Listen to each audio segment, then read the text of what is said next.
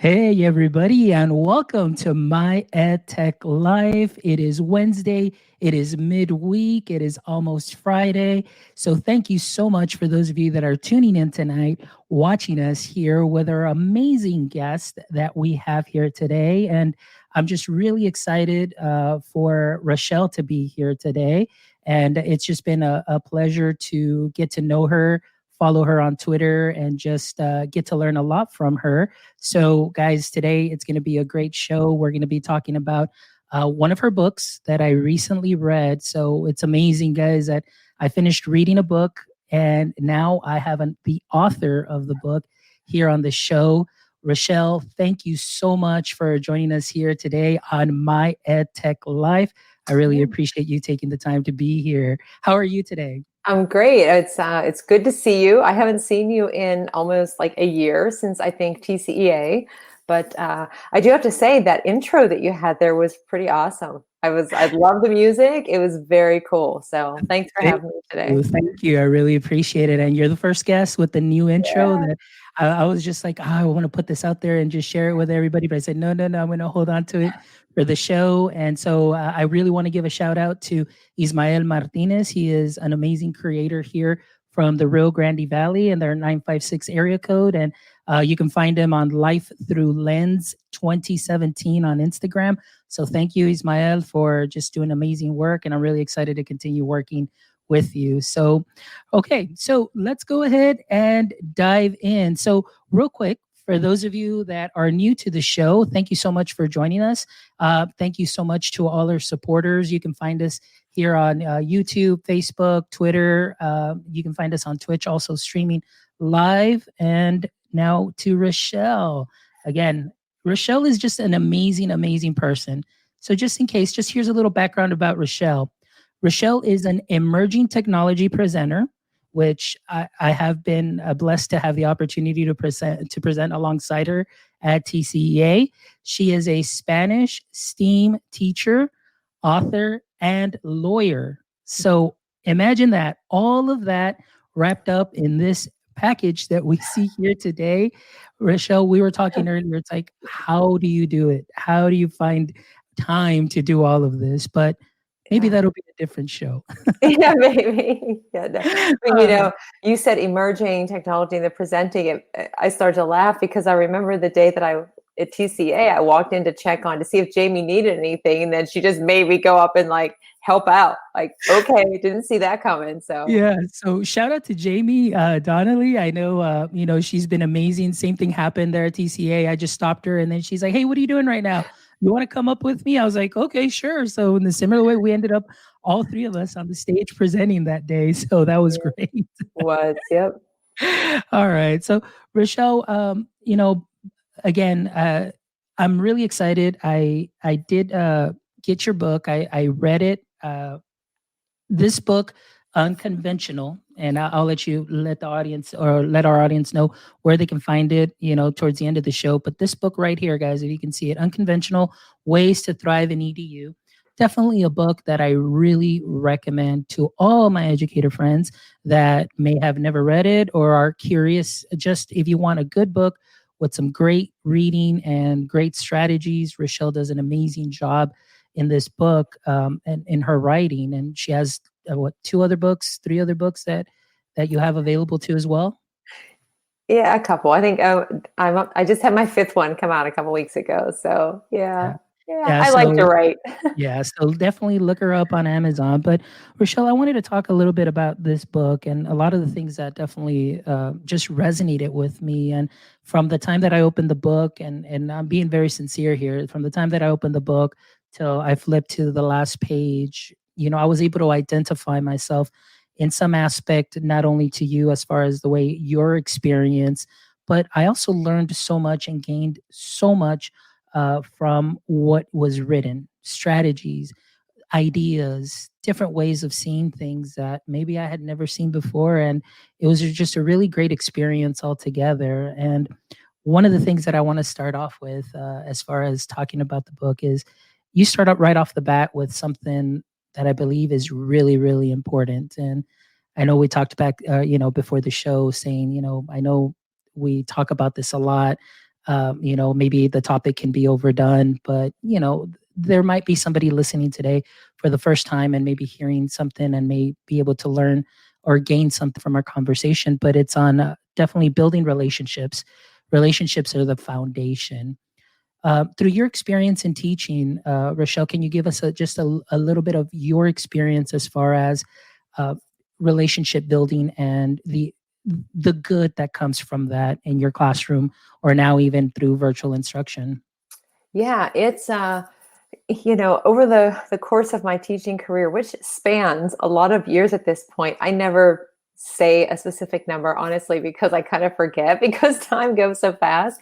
But I know when I started teaching, I mean, I was building relationships with students, and for the first like a couple of years that I taught, but then for some reason I kind of changed, and I really don't know why that was. I think that I felt like I was there to just teach, and that wasn't part of what I should do. I was there to teach at the time French and Spanish, and do everything each day, go on to the next day. But then after a really long time of that happening, I started to notice that my students weren't engaged in class. I also I started to feel a little bit differently, and part of it was just my own thinking that came to be, but also some of it was because I had some groups of students who, when they were in 7th and 8th grade, they would it was just a different experience. They would joke around a little bit, and whether or not I wanted them to do this, like they pulled me into whatever they wanted to change from the lesson, what we were learning. And that started to kind of change my experience, because I was like, okay, these students are really interested in learning Spanish and they're excited, but they also want to share like who they are, what their experiences are. And again, like that was uncomfortable for me at first, because in high school, I didn't really have that same experience. I mean, we had some teachers that greeted you at the door and asked how you were doing. And really, like my French teacher in high school, which was one of them was fantastic. How you doing? How's school? How's your classes? Right in your face. She really cared, and you knew that. But the rest of my teachers, and not that, I'm saying anything poorly against them, but it was just a total different experience from what I had as a student compared to, in my classroom. So I was really not sure how to kind of navigate that. But this group of students just started to, make the connections. And of course, they grew on me. And then I found myself really wanting to do more for them, not just in my classroom, but other opportunities where I was finding, technology showcases, getting them to do some presentations. And then in doing that, that was like something that started to bond us. And then I started to see all of these other results, like not just within, my experience as a teacher and having those connections and conversations, but also in the way that they were interacting with each other in the classroom. And I thought, okay, this is something here that I need to really focus on more. And then truly, it goes back to probably my whole law school experience, because I've said this so many times that had it not been for going to law school and so many of the benefits that came from that, I really don't think that I would be. I probably can say with almost certainty that I would not still be in teaching. I don't really know what I would be doing. Maybe I'd be an attorney at this point. But I got to experience, again, being a student, seeing the role of a teacher in a different light, and the importance of like mentoring and building those relationships. And so that really started to bring about changes for me in, personally, and then in my classroom with my students. And so since that point, which now has probably been, I mean, law school has been a while, but with these students, it's probably like 8 or 9 years now that has evolved over time. And so it made a huge difference for me. And that's why I think it is so important to have those relationships, especially now, like where we're not necessarily in the same physical space, to set up those connections. And that was a really long answer. I'm sorry. No. But it's all great. I mean, it really truly is something that I believe it is at the most basic but most important thing that we, even as a human being, just building that relationship, building that rapport. I mean, you're putting your trust in somebody. Like as a student, I'm going to put my trust in my teacher to make sure that I learn what I need to do. Like if you're a lawyer, I'm going to put my trust in you that you're going to help me in whatever it is that I need to get out of or get into or whatever the case is. So relationships are definitely very important. And, just even the teacher, like your experience with those teachers that you had that just would engage you. I mean, they really just made you want to come to class all the time and just to see them and learn from them, because they engaged you in such a way that inspired you. They took time to get to know you. And I think one of those things, like you mentioned, you mentioned to yourself, like, I don't know where I would be with if I wasn't teaching. I don't know. I tried business. I came into teaching, and now I don't even know. Like, I can't see myself not being in education anymore because I love this. The fell in love with building those relationships. And although I may be serving in a different capacity, no longer in the classroom, but I'm still building relationships with teachers. I'm building relationships with parents and the community, and to help them out. And I think that's something that is very important, and especially more so now. One of my great friends, Devin Rossiter, when this whole virtual learning thing took place, he mentioned something that has always stuck to my head, and he said, "We as teachers or educators, we are guests in those students' homes. So you don't let just anybody in. Like, if it's your house, you're just not gonna somebody knocks on the door, you're just gonna let them in. You have to know who it is. You have to trust them. So I believe that it works the same way, where as a teacher, me being a guest in that student's home, I need to also get to know them, build that rapport, build that friendship. And I think that's something that's very important.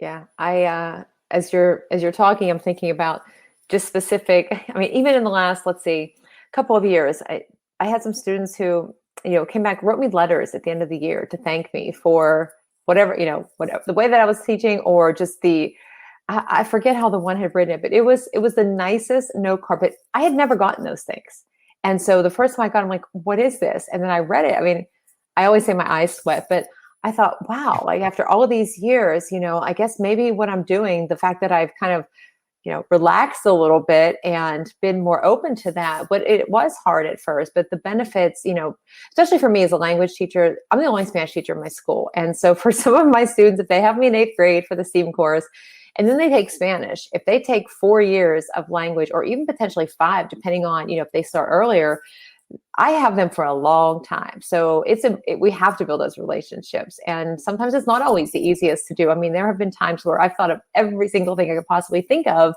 And then just all of a sudden you just have like that quick interaction, or you have a conversation. Like I saw the one student one time, I tried all year, like, what's it going to take? I tried to be like funny, or you name it. I tried it. And I just so happened to see that on the floor was the book Ready Player One, which I had read. And I loved that book. It was so nostalgic for me.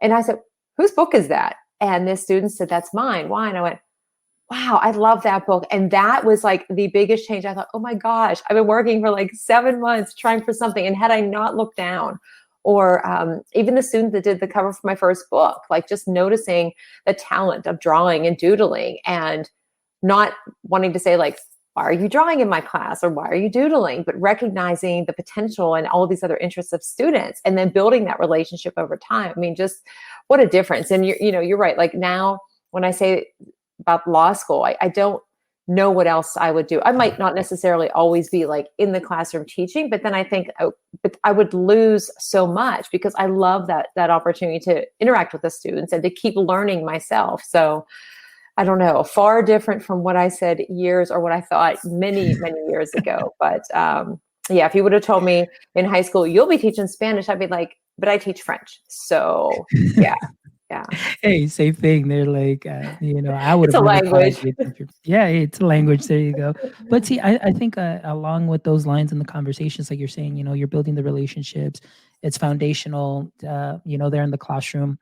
You're building that community. You're really taking an interest in what the student uh, what the student likes, what their interests are. And so also it's very important to build that community with, or that connection also with, family. And I know that that's something that you mentioned in the book as well. And in my teaching experience in the 11 years in the classroom, I found that the more you communicate with parents, and of course, we know that there are different types of parents, some that may be a little bit more involved, some that may not be as involved, but the more that you would reach out to them, the more that you would communicate, just to say hello, just to share maybe some great things that their child was doing, not necessarily the bad, but just say, hey, I noticed some improvement. It really, just the overall sense of family and unity and culture in my classroom just changed dramatically, trying to connect those pieces. And like I said, coming from a business background, it's like, hey, I gotta sell, and I gotta sell the subject matter to my students, but I also have to sell this unity, this community, this culture to the parents as well. And when they took part of it, I mean, wow, I was just really blown away. And so I really like what you talk about in the book, just some of the practical components. Do you mind sharing some of those with our audience members that may be listening? Yeah, for like building those connections with home, and Mhm. yeah, absolutely. Like, especially, in prior years up until what we're experiencing now, we had those times when parents, families would come into the schools, and but they weren't that often. Your school might do like an open house or a parent night, or maybe a parent teacher conferences, but realistically, calendars, schedules don't always match up. And so what ends up happening is you miss out on these opportunities for parents to come in and for the families to be part of it. And so taking some, using that tech, even though we got so much tech going on right now, but because we can't do that, it is so simple. But the biggest thing for me was like, one thing I would do every year would be send a survey to find out, because some people are like, you know what, I go through emails all day. I don't want another email. I would rather you give me a phone call. And some people say, I don't want to talk on the phone. Just send me a simple email. If I need to call you, I'll call you.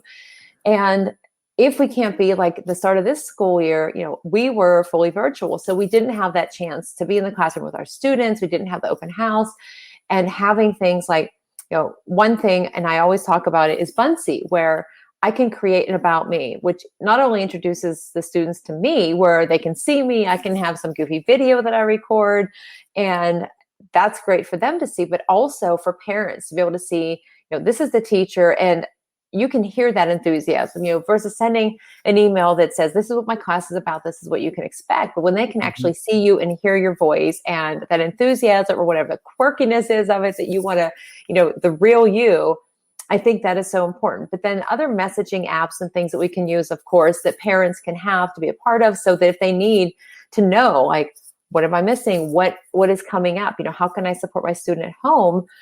Set those up. I used Remind for years.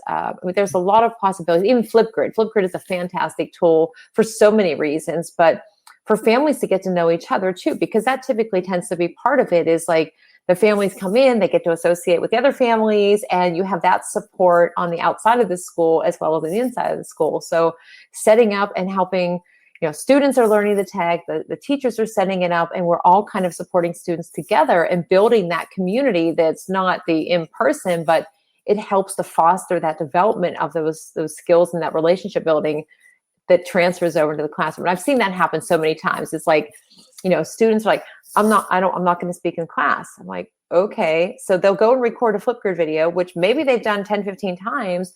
And then they send it to you and you can show it in class and they're fine with it. And I said, but you don't want it, but I practice, it's good, I'm fine with it. And they say it builds their confidence, and it's a nice way to communicate. And that's how I started my year. I used Flipgrid, I used Bunsy to just say, hey, this is me. I used some of the special effects.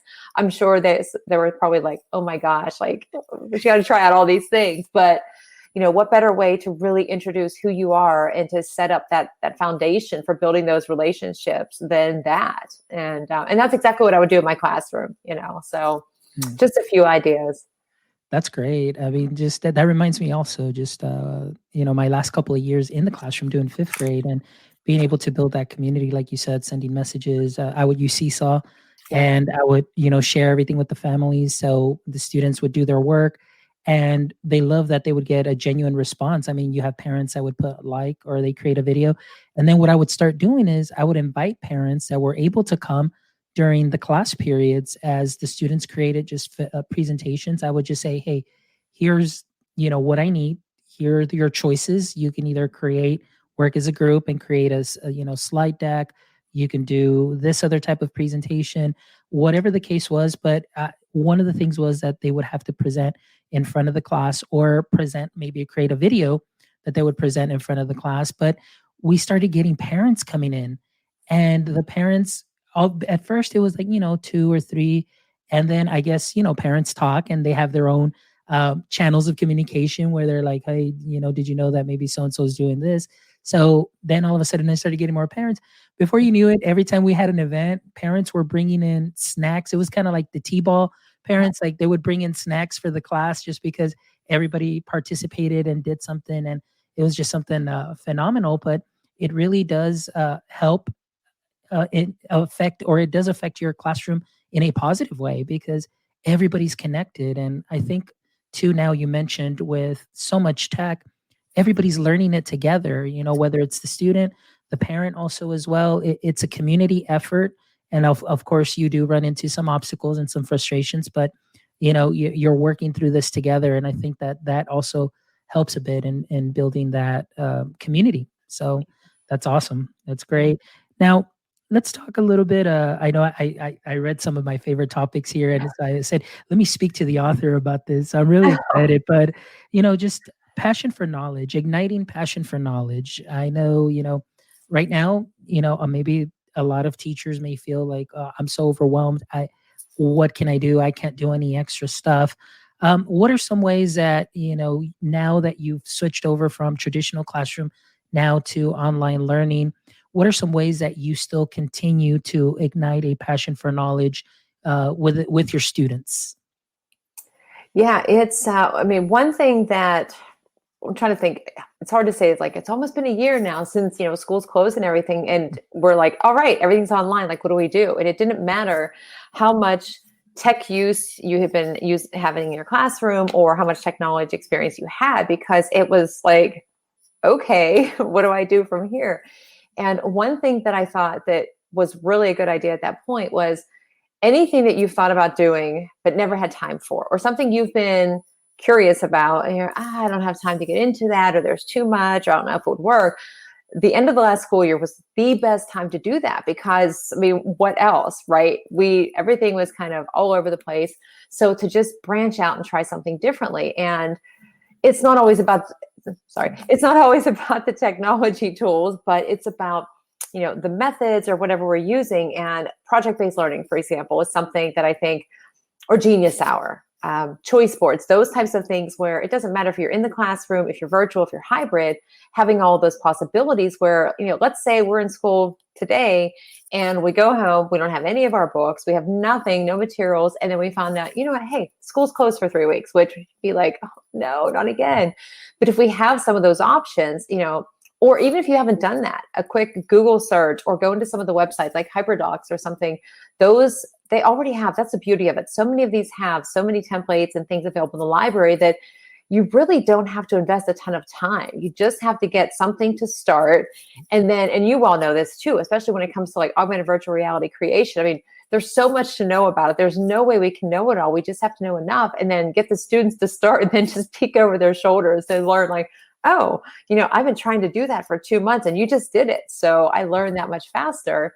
But taking those opportunities to just try some of those that work in either of the environments we might find ourselves in, but also, give students that chance to like make their own decisions or to be curious about something. I had a kid last year for Genius Hour, and I told this story a couple of weeks ago that I wanted them to I didn't really care what they did for Genius Hour. Are you interested in something? And it was hard for them at first because they're like, but what am I supposed to do? What am I supposed to create? What do I study? And I said, whatever you want. So I had a student who took his camera, his phone, and walked around his house and recorded. And he just was like showing things and said, yep, I have all this random stuff and I'm going to try and put all of these things into something that I create and I'll let you know how that goes. And he ended up creating something, but just all of those skills, like he was curious, like, can I do this? He was creative because he built something that was supposed to be like a backpack cooler, I think it was, with some fans.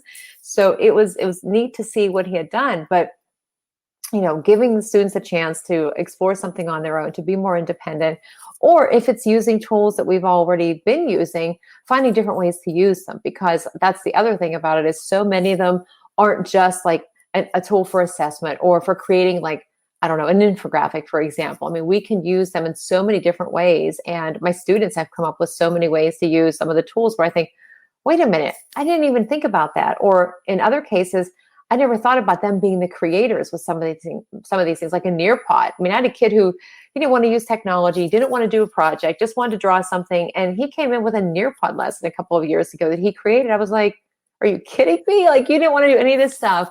You hate technology, but you're always on your cell phone. But whenever they have that, I said to them, it doesn't matter what you use to create it. Here's what I need for you to put into it. It's a verb tense, it's vocab, but how you do that is up to you. And some students need a direction because that open, like, what do I choose from? But then they get started. But then you see, like, they're invested in it, they're curious about it, they're excited for it. And then it's also good for us because we learn so much more from them and way faster whenever they're the ones that are actually showing us how to do it. So, so many possibilities, but you don't have to, especially with so many things going on, you don't have to do all the things. You just need to find one or two that really enable you to do a lot. Yeah, no, and I completely agree with you on that. Sometimes I think, like Mel had just mentioned here. By the way, thank you, Mel, for being here. Mel is my Australian friend via Colombia. She's teaching in Colombia, and of course, we have Leslie Altman here, who is from Australia. So, hi, Leslie. Thank you so much for joining us. I really appreciate you being here. And I think Mel had mentioned earlier. She said, here we go. Here's her comment. It says, "Oh yeah, so many cool tools out there. I think I use too many." Me And too. I think that's what one of the things that we're seeing now is that, there's so much stuff out there. How do you pick what is the best for your student or to learn? And I think for the most part, like you said, you have an idea of what you want them to do, but here are the various tools. Pick one that you feel comfortable with, and sometimes you're surprised with the things that they come up with. And that's one of the aspects of being in the classroom that I loved the most, is when I actually learned from my students, because we would do one thing in our first period class. So we'd be doing there some science, and then we'd be introducing some scratch coding, or we'd be using the makey kits to come up and program solar systems. And so, mind you, I would just put this in their hands, and I didn't really know much. But by the time third block, or my third class at the end of the day came up, man, I looked like an expert. But it was because I had already previously learned from my other students, and I loved it. I never once did I feel, vulnerable. And actually, vulnerable, it actually helped me out, I guess. Maybe I did feel vulnerable because I didn't know something, but I learned it from my students, and we learned it together, and they just took off with it. And I mean, I just love that when you see some of those kiddos that don't want to do things a certain way. Maybe they don't want to speak, but through a Bunsy or through either Flipgrid or even just something like a Google slide presentation or Canva, man, they can speak loudly through those graphics, and you still see that the learning took place because you've got a beautiful learning artifact there. So yeah, it's just amazing what we're seeing now, and what students can actually do. If you put just a tool in their hand, or giving them some options and just letting them roll with it. I mean, that's where the magic happens, and I love that. Totally agree.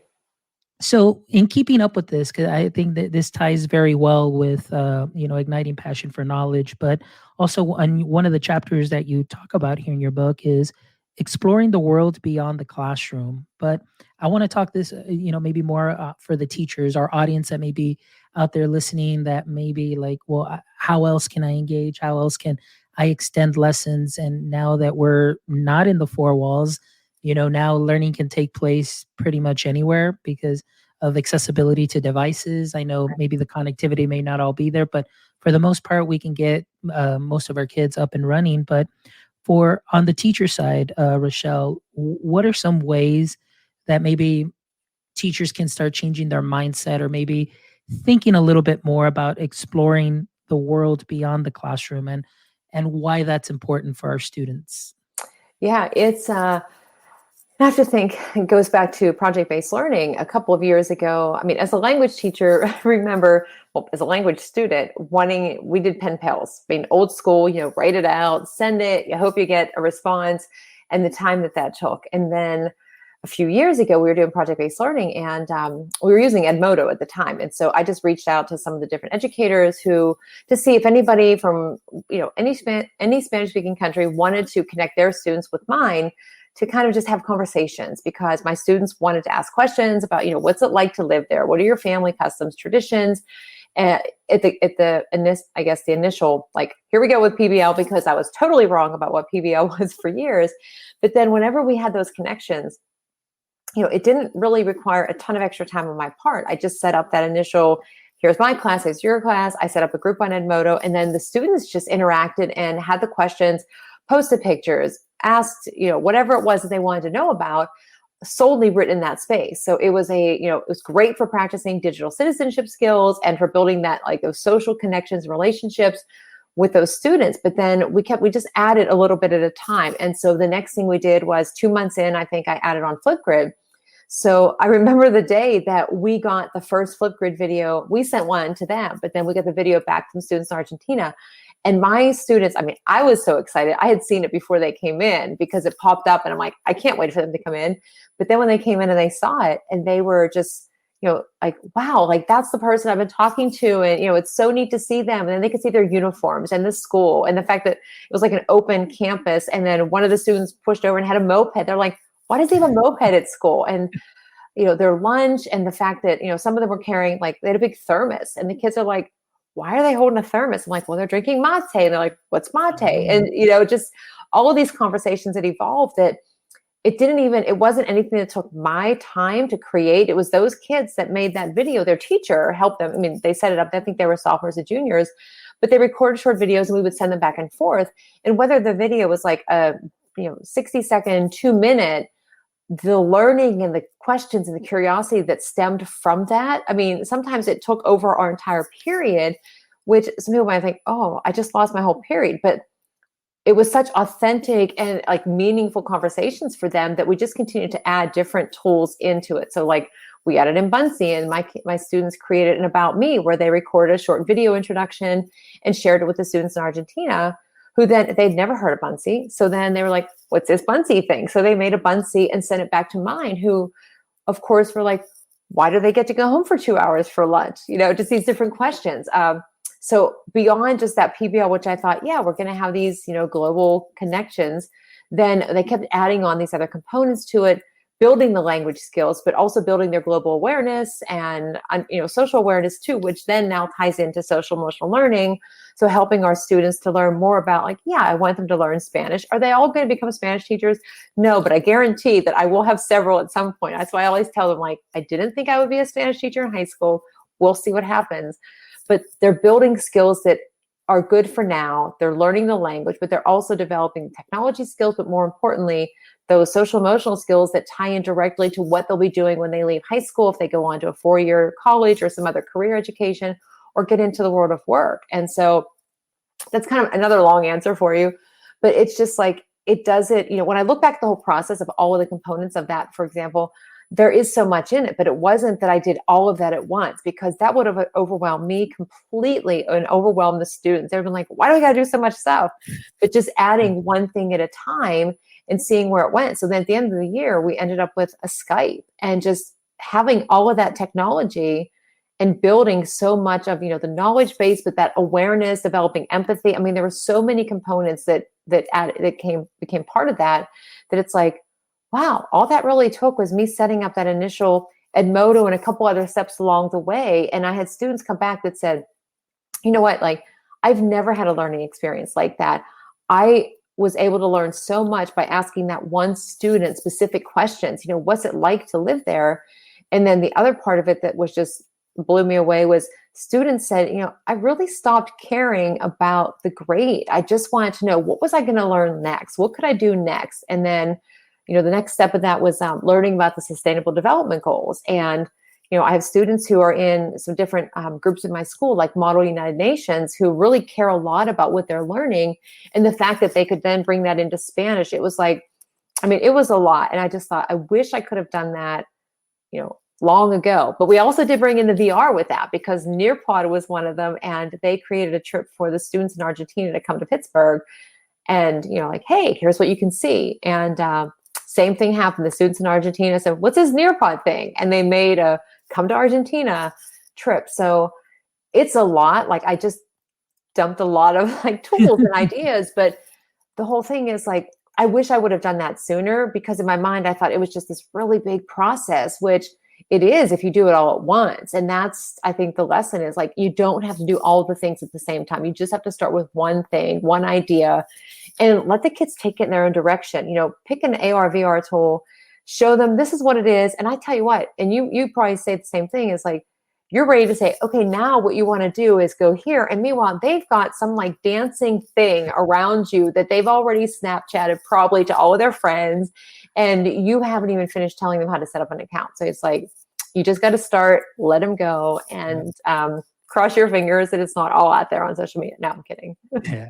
No, but I really loved everything that you said, because I did have a previous guest, Pedro Aparicio. We did a show in Spanish, and he has a project called Aulas Conectadas, which is, connected classrooms. Yeah. And he definitely explained the same thing. He, in his classroom, what they do is they'll connect with somebody from South America. They learn about their culture, and it's just a nice cultural exchange, lessons, customs, everything. And just the way that you described it. And he said, it just started with just one tool, one idea, and the same reaction. The way that you explained it is his kids were just so like, what's next? Like, what else can we do? When else can we meet? Can we do this? And just that sharing of ideas. And I know Leslie puts a wonderful comment here. Leslie says, global conversation sparks so much interest in students of all ages. So, there's definitely a lot to be said about now, at least with technology, being available to us now, to be able to meet with classrooms all over the world and continue to learn and learn from one another. It's definitely something that is great. And like you said, starting with one tool, teachers may feel a little uncomfortable at first because they may not know the tool. But like you said, hey, you just got to know a little bit, let the students work with it, see where that takes you. And you're, again, building that community and working on something that is amazing. So that's definitely amazing. Now, last thing, that I want to talk about today, and then that way we'll let all our audience members know where they can find your amazing books. And this one definitely is one of the ones that I highly recommend. And the only reason I say that is because I still need read the other two, but I'm going to read those too. Okay. But I wanted to talk about, you have a chapter here about surrounding ourselves. And this is more, for educators. And this is something that I really love. I'm all about the PLF, personal learning family. That's what I call it. People call it the PLN, PLCs, whatever. But to me, everybody's family. You're a part of my PLF because you're here on the show, and anybody that connects with me. But surrounding ourselves. Now, we talked about this a little bit too prior to the show, and Dr. Dan Kreines was here, who's also you do a show together. And that show's great, by the way. It's really awesome. And so he mentioned, and he quoted George Koros and saying, now, well, I'm going to misquote, but something along that line, where nowadays, if teachers choose to work in isolation, that's kind of on them, sort of, in other words, we need to kind of get out of that mode and know that there is a world out there outside of just our silos in our classroom. But now we have access to other educators. And I definitely love to surround myself with people that are knowledgeable, that are maybe subject matter experts in their fields, such as you, as far as authoring, as far as what you've done, through the use of technology, immersive technology, the things you do, my global GEG family, that continues to grow. And so for me, it's been a huge benefit to connect. Now, Rochelle, in your book, you explain this too as well. Can you tell us maybe at first how you started, maybe the very first connection that you made, if you can, remember that? Yeah, and it's funny that we talk about this because, I have a podcast where I basically talk to myself and entertain myself in a conversation. And I did one today, and it was all about like connecting and PLN and where to get started. But, for many years, like I said before, is I kept to myself, for gosh, 20 years ago teaching, we didn't have all the technology. We didn't have all the social media networks and platforms that we could use to connect anytime from anywhere. And so we were limited to, teachers in our school, or if we went to conferences, somebody locally, friends of ours, maybe from high school, college, that were teachers that you kind of connected with. But even doing that, finding the time to do that was, at the end of a school day, you're just like, I'm done, I just want the quiet time. But now, when I think back to when I actually first became connected, I didn't want to get Twitter or Facebook or any of those things. I totally misunderstood them. I just thought they were for, sharing, this is what I'm eating, this is where I am, this is what I'm doing, or for celebrities. I mean, that was just my very limited interaction with any of them. And the first one I got was Facebook, because I needed to plan high school reunions. And somebody said, well, why don't you just get on Facebook? And I said, I don't want Facebook. I don't need all of that. And they said, but how are you going to find like 600 classmates? I said, well, I'm just going to look in the phone book. They were like, what do you mean a phone book? I go, what's wrong with the phone book? They said, people get married. They don't necessarily still live here. So you need a better plan. And so I got on Facebook, and that really did connect me with, friends, family, people from when I was a kid. But in terms of, educational networks, it wasn't until probably 2014 officially was when in my state, principals could recommend teachers to become to get this nomination to be a technology innovator. And so my principal had nominated me, and I was chosen. And then you had to fill out this other application form, and then they chose 100 educators in Pennsylvania to go to this week-long summit at a university where, there were so many. You were busy from morning until way late at night, because they put you into cohorts, and there were all these activities to build your skills, to develop, tech skills, but also to become more connected. And I did a presentation, and somebody said, what's your Twitter handle? I was like, I have no idea. And I had one from years ago, because a friend had sent a message and I couldn't see it unless I created an account. So I created that account. But after that point, I then decided, okay, I'll give this a go. I made the first account, which is the one I still have now, and checked out Twitter chats. And the first chat that I got into was called Wiley Ed Chat. I had no idea what that meant. I had no idea what I was doing. I knew nothing about TweetDeck, but it ended up being a group of educators from Tennessee. And one of the questions was like, so what part of Tennessee are you from? I was like, I'm from Pittsburgh, Pennsylvania. I had no idea. But that group was like the first group. And I joined in that chat. I think it was Wednesday nights. Joined in that chat every week. And then that kind of evolved into, the beginning of 2015, which was then my first time I'd gone to ISTE. It was in Philadelphia. And for me, that whole perception of like, I'm talking to these people online, it brought back the memories of like AOL instant messaging and chat rooms. I'm like, I don't know how I feel about this. Are these real people? Are these chatbots? I didn't think that then until now with the AI.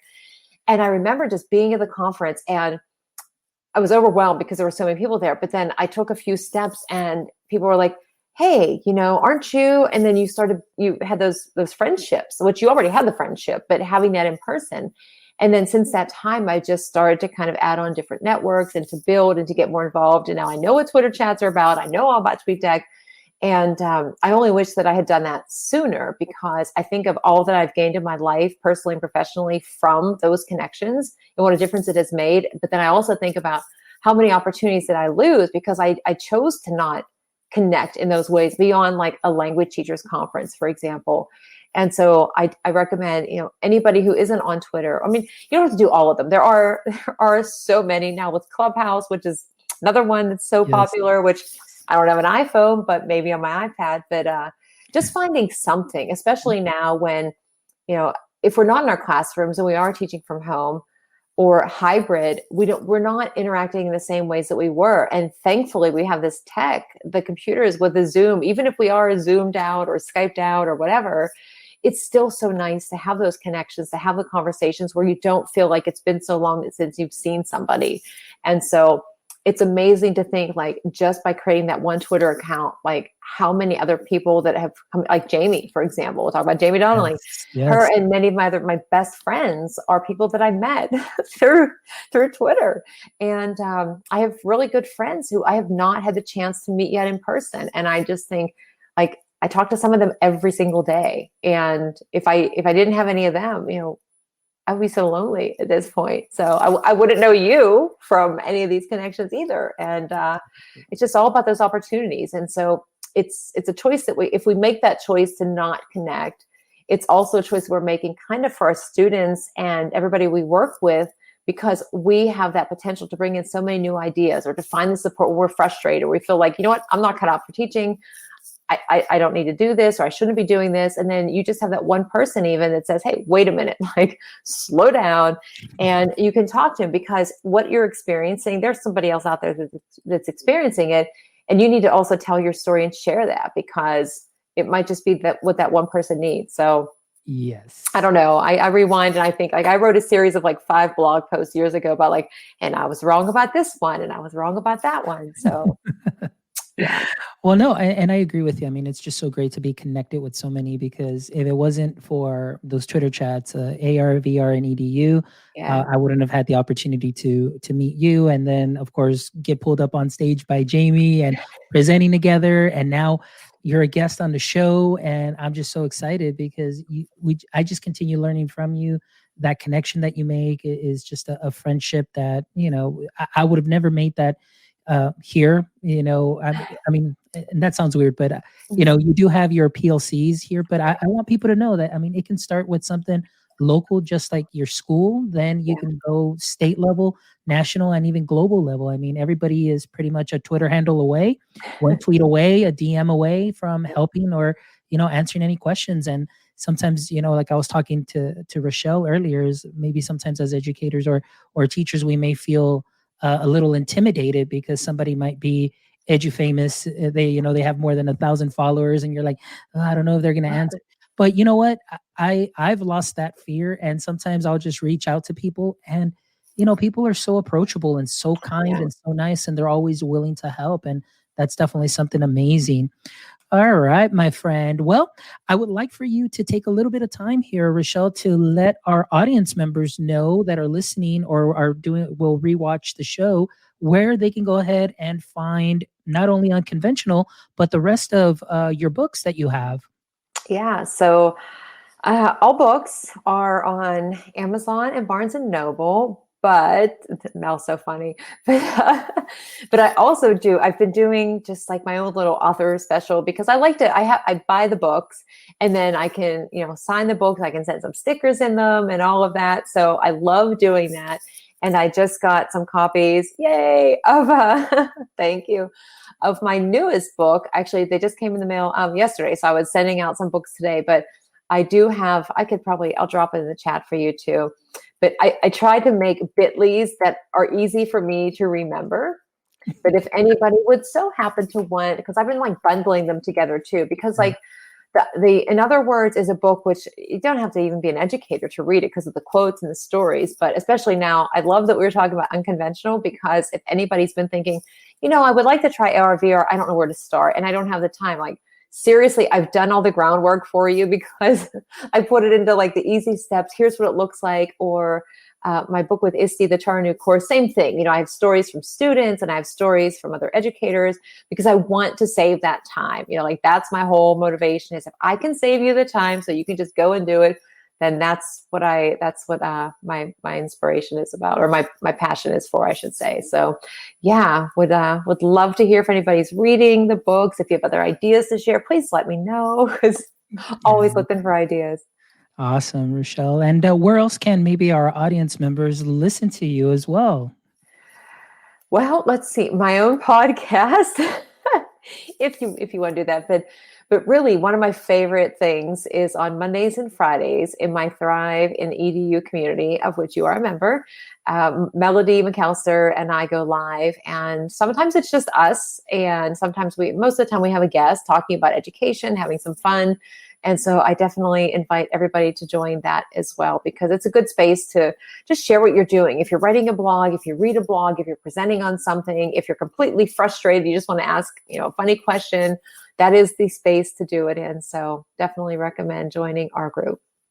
Awesome. So, guys, there you have it. I mean, thank you so much, Rochelle, for being here. I know you've probably got some Twitter chats to get to in just a second, because it is Wednesday night, and Wednesday night is midweek Twitter chat week of the week, one of your many. But again, thank you so much, Rochelle. I really appreciate you taking the time again to be here and just sharing your knowledge, sharing your experience, because really, I mean, like I said, this book really resonated with me, and I'm glad that I had an opportunity to speak to you, like the person, the writer, and just get you, run what went through my head as I read this, and hear your perspective, and you be able to share with our audience members. And guys, thank you so much again for your support. I really appreciate it. Thank you for the feedback. I would just like to take this time to thank all our supporters. I'd like to thank Mel. I'd like to thank all of Global GEG. Thank you so much, Leslie, for being here. Thank you to everybody, all our audience members. But I also want to thank a special guest who sent an anonymous message. I really don't know. They just sent it through my pod page. And but this is what they sent. And guys, if you ever have any feedback or anything, please feel free to share. I mean, we definitely want to make sure that we're bringing you the best that we can. And so here's a nice message that I received from a listener. It says, "From an educator to an educator, thank you for inspiring us through this difficult time in education. I thought my spark for teaching was burning out, but listening to how other teachers are using technology to reach their students has brought back my flame. Thank you." Guys, That's awesome. I don't we don't do that. I don't do this show just so I can become like edu famous or anything. Genuinely, what you see is what you get, and the show motto is always connecting educators one show at a time. And thank you so much for sending that message and giving us your feedback. I really love that. We're what we're doing is definitely helping fan that flame, and to continue to fan that flame, and just continue burning bright for our students. So thank you so much for that wonderful message, guys. All our supporters again. This Friday, guys, we've got a show this Friday. That's right. Usually it's Wednesdays and Saturdays, but we're making an exception. Friday night, we are going to have also the amazing Fiona Morrison, and we're going to be talking about STEM education in primaries, or excuse me, STEM education in primaries or primary grade levels. So that'll be happening this next show coming up on Friday. And we're doing 7 p.m., which will be approximately 10 a.m. in Australia on Saturday. So she's already in the future. So we're really excited about that. And so again, thank you so much, Rochelle. I appreciate you. Thank you. Everybody watching us, hit Rochelle up on that link. I did post it on the comments there on the show. You can rewatch, order her books, and she definitely does a wonderful job at personalizing them. And she does send you some awesome little swag stickers and everything. So again, guys, thank you so much. And we'll see you on Friday night. Bye.